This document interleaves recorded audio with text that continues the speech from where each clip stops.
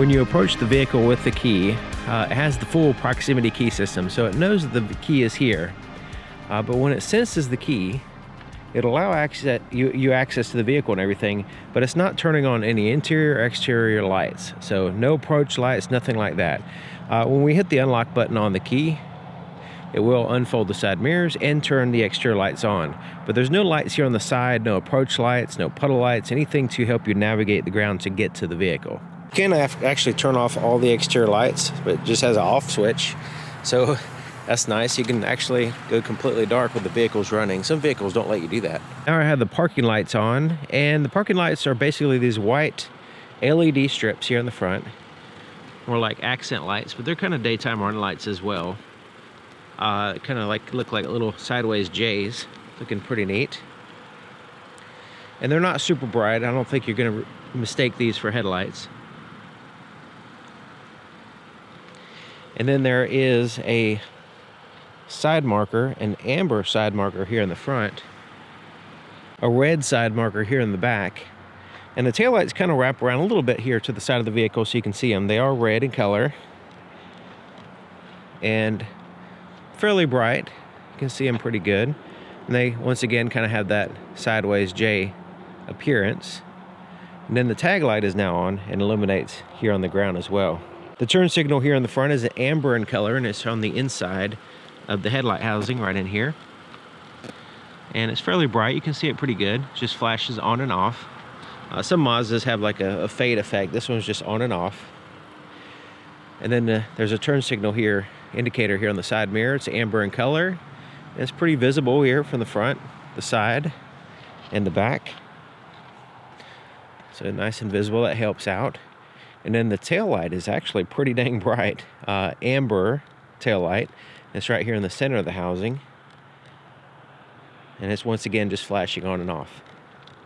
Okay, so let's go ahead and turn on the low beam. So this is what the ground looks like in front of the vehicle with the daytime running lights. So they're not mistaking these for headlights. It's completely not that much light. There's the actual headlights. And the low beams are in a projector housing. And basically, they are adaptive, so they'll move left and right, and as you drive, as you turn the steering wheel. But there's also a cornering light that turns on as well, and we'll see that going down the road and everything. See what they look like. So there's the low beams, and they have a very relatively clear cutoff.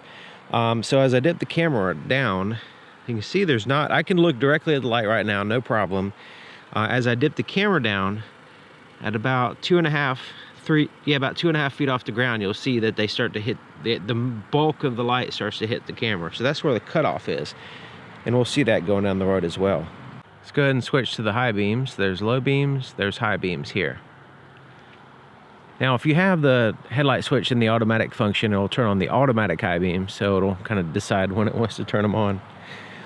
So basically, the high beams are the same projector. It's just now refocusing the light.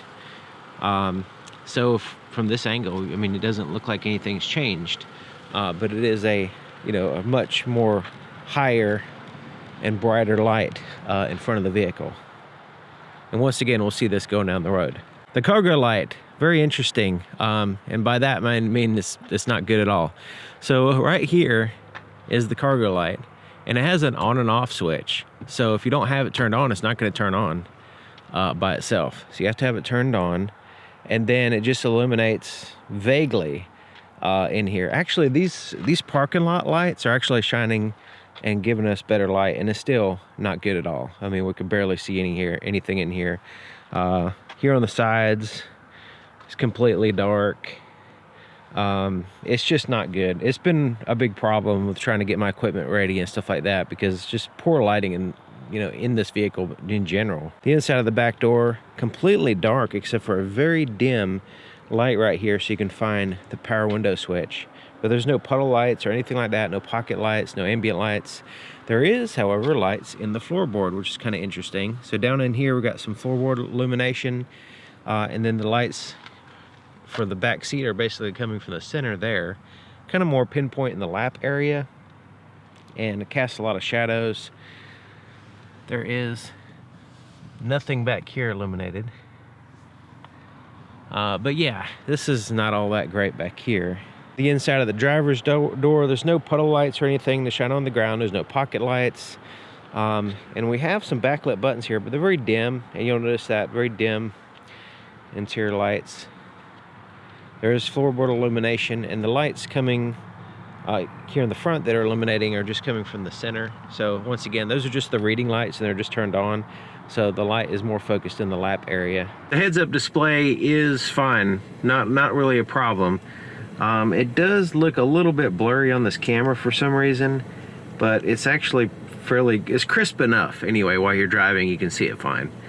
And I like to adjust it, the brightness and everything manually. It does have a auto brightness, which is okay for a lot of people, but I prefer to, you know, adjust it myself. And of course, you can adjust the height and the tilt and all that stuff. You can turn it off if you wanted to, but I think it's pretty good. It's not distracting, and it works well. Gives you relevant information. Had the door open and the interior lights on now, so you can see what it looks like. I shut the door, and we're left with the backlit buttons. So you can see here on the door, we have the backlit buttons. We have the floorboard illumination, and then steering wheel buttons. The stalks, turn signal, windshield wipers, headlight switch is not illuminated. So kind of have to have that already set, which is normally what you do. Then the gauges here. There's the screen, which looks pretty good. Let's go ahead and turn on the camera.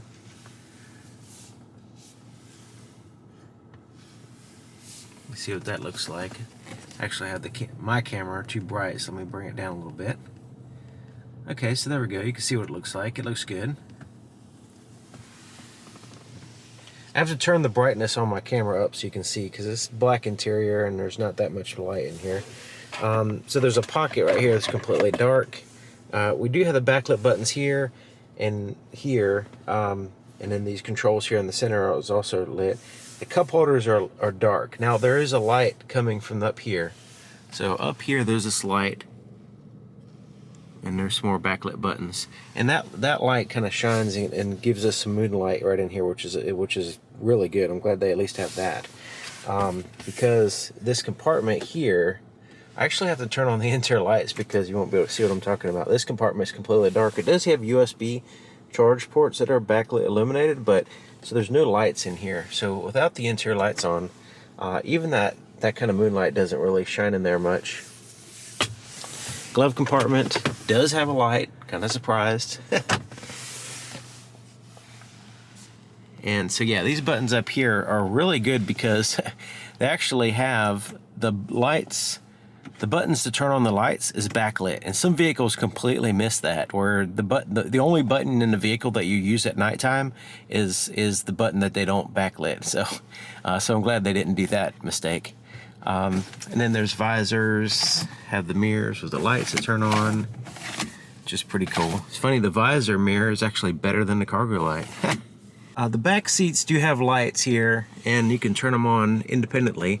So driver side, passenger side, back seat lights that you can, kind of like reading lights, similar to up here in the front. You know, you can turn on a light and it kind of shines right here in your lap area. Same thing there on the passenger side. The adaptive lights, you have to kind of be going forward quite a little bit of a speed here for them to activate. So now you can see them moving here. And also same thing with the cornering light.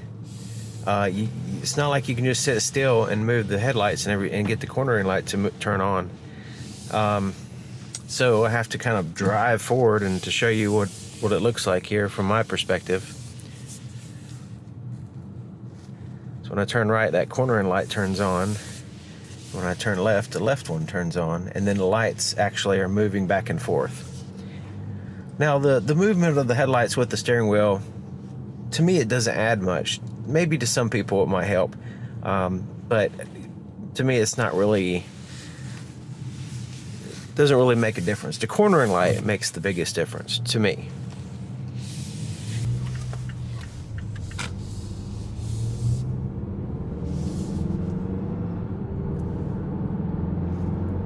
So as we drive, that cutoff that we saw before, the one that shines on the camera, that was shining on my camera, was about 2.5 feet off the ground. Well, on the oncoming lane, it's a little bit lower.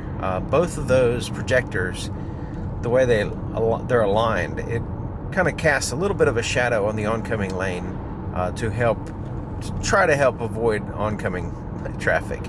But as you can see, we're going up and down hills here, and so that line can go up quite a bit higher than if you're on level ground, and that's where it could potentially cause a problem with getting that bright light in people's faces. So the oncoming lane being dipped down kind of helps out with that, but it's still an issue, for the vehicles directly in front of you and that kind of stuff.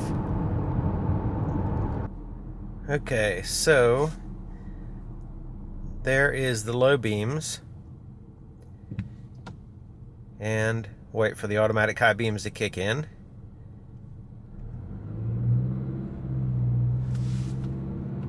Alright, so there's the high beams. I just have to manually do it because they take forever.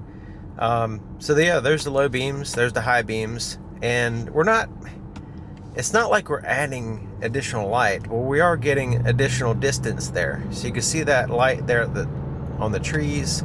It just kind of adds that additional light there at that higher position. But it's not like a spectacular improvement. Yeah, I mean, it's actually pretty good. I mean, it's pretty good. There's a little bit patchiness and stuff because we only have 2 points of light. So considering what we have to deal with, it's actually not bad. The low beams are good because we can see that up close to the vehicle. And when we go ahead and switch to high beams, yeah, it's actually pretty good. Considering the height of the vehicle, considering there's only 2 projectors, it's pretty decent. The only thing I question is the active movement. Is that really helping out? And you can say that it helps out a little bit. So I'm moving the steering wheel a little bit. You can see it shifts that shadow to the left where it's supposed to be on the oncoming lane. But I have to turn the steering wheel quite a ways to make it move over there. When I go this way, it doesn't really help much.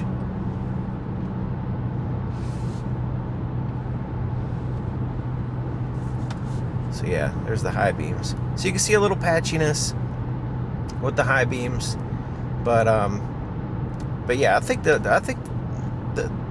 if they had an additional light source, so a separate light that's in a separate, like a reflector or projector, an additional one instead of just 2, I think it'd be a little bit better. But as it is right now, it's fine. I mean, it's not a spectacular or anything, but it's definitely not bad at all.